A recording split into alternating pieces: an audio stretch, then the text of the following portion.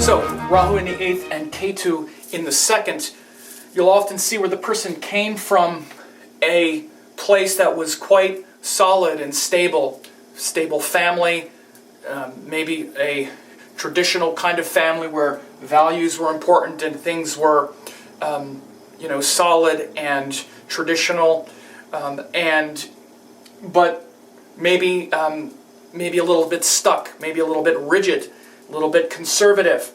And there was this kind of idea that here's how you live, son. These are the values. These are our core values and principles, and here's how it works. Again, second house is very solid, stable, entrenched values. But what wasn't going on, maybe there was a lot of 8th house stuff. There wasn't a lot of change. There wasn't a lot of dynamism. There wasn't a lot of intensity and focus on the deeper side of life. So when Rahu is in the 8th, there's like an obsession over, danger and drama and life's changes and embracing insecurity and stress and fear and worry. So this can be a dangerous placement. This is the reason I put danger here, is because the 8th house is where we embrace change. It's the house of death and change and transformation.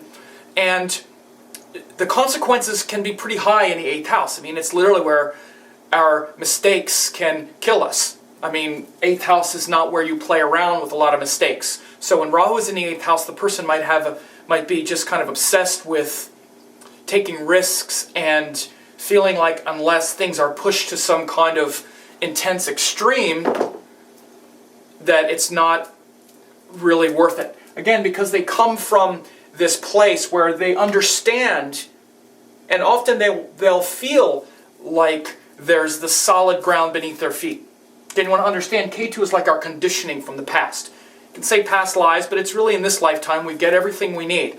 So they came from, let's say, a background where there was traditional, solid core values, and they were meant to feel like things are solid, like they're safe.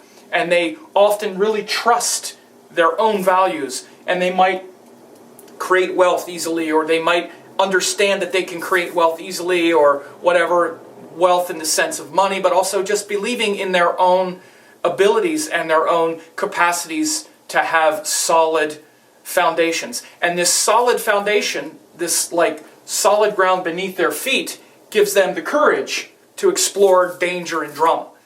Again, where Ketu is, we often tend to take that thing for granted, like, okay, well, I already get that. That's already there. It's like, I already know that even if I take some dangerous risk, I can land on my feet. Because they have this condition of second house is like landing on our feet. It's those solid, consistent core values that we have and structures in our life.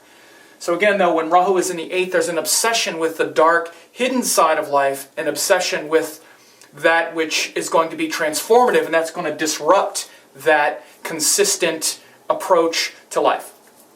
So as I say, they may have very well come from a traditional family background or something where there was deep values inculcated. Whether they were in harmony with the person's values or not isn't important. It was solid. They felt established and solid, and the idea that, okay, life is this way.